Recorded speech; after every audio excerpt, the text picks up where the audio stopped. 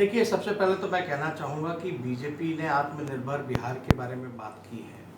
मैं उनको पहले सलाह देना चाहूँगा कि पहले बीजेपी तो आत्मनिर्भर हो जाए बिहार में। उधार के चेहरे पर निर्भर है अभी तक, मतलब 24 साल से उधार के चेहरे पर निर्भर है अभी तक। तो पहले बीजेपी तो आत्मनिर्भर हो जाए पहले बिहार में।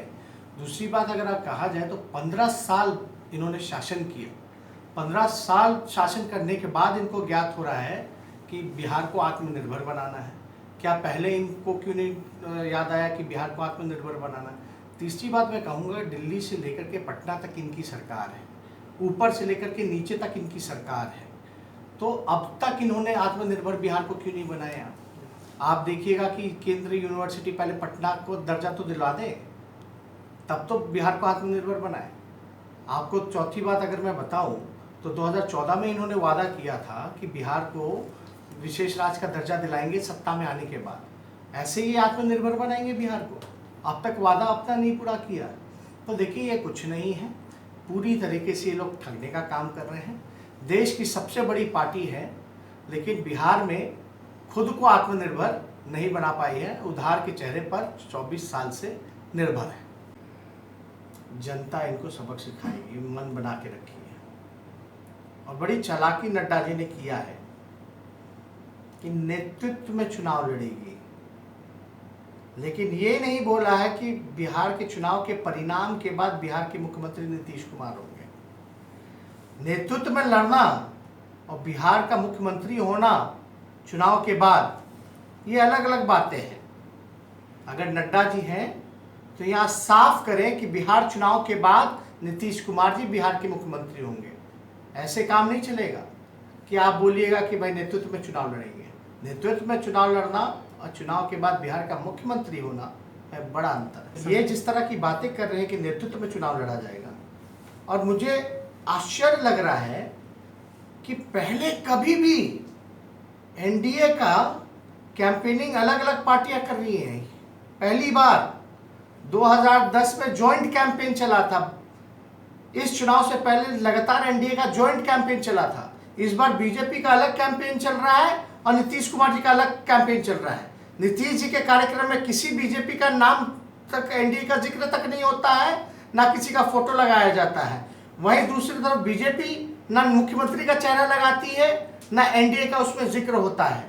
आप याद कीजिएगा, लोकसभा में ही ज्वाइंटली सब कुछ हुआ था, लगातार फोटो लगे थे, एनडीए का, अलायंस का नाम लिया गया था। लेकिन ये लोग तो अलग अलग, आप देख रहे हैं, अलग अलग कैंपेन चला रहे हैं।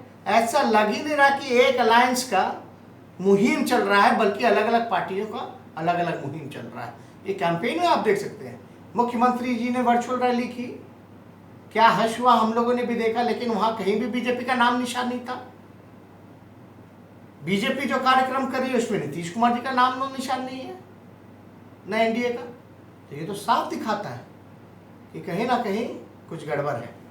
एक बात मैं मानता हूं, बिहार में विकास हुआ है तो अपराधियों का विकास हुआ है, अपराध का विकास हुआ है, बलात्कारियों का विकास हुआ है, हत्यारों का विकास हुआ है। बिहार में अगर विकास हुआ है तो भ्रष्टाचारियों का विकास हुआ है। 58 घोटाले इनके शासनकाल में हुए हैं। सुशील मोदी खुद सृजन घोटाले में फंसे हुए हैं। सुशील मोदी जी का विकास हुआ है। और पूरी तरीके से आप देखिएगा, बीजेपी के लोग जो हैं, अभी तक इनके पास अपना चेहरा नहीं है मुख्यमंत्री पद का, बल्कि विश्व की सबसे बड़ी पार्टी है।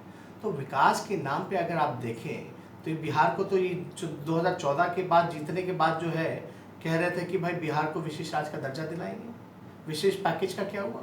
बार हुआ आया बिहार में, कितने पैकेज बिहार को इसमें से मिला?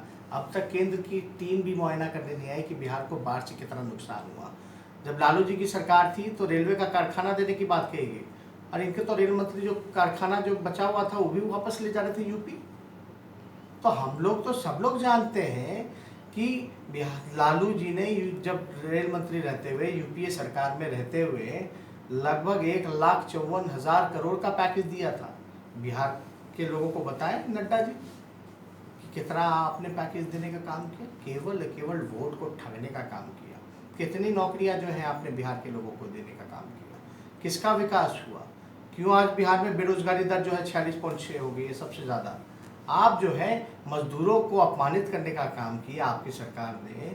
आपकी सरकार ने ट्रेन तक जो है मुहैया नहीं कराया। विपक्ष ने हल्ला बोला तब जाकर के आपको नींद खुलता, उसमें भी आपने मजदूरों से पैसा वसूलने का काम किया। लोग जो है पैदल कितने हजार किलोमीटर चल चल करके आए, भूखे रहे, मरने के कगार पे रहे। कई लोग जो है एक्सीडेंट में मर गए, कई लोग रेल एक्सीडेंट में मर गए, रोड एक्सीडेंट में मर गए, लेकिन आपने अब तक नहीं पूछा। तो इसलिए बिहार की जनता पहचान चुकी है, दोबारा एनडीए सरकार में आने नहीं चाहिए। लेकिन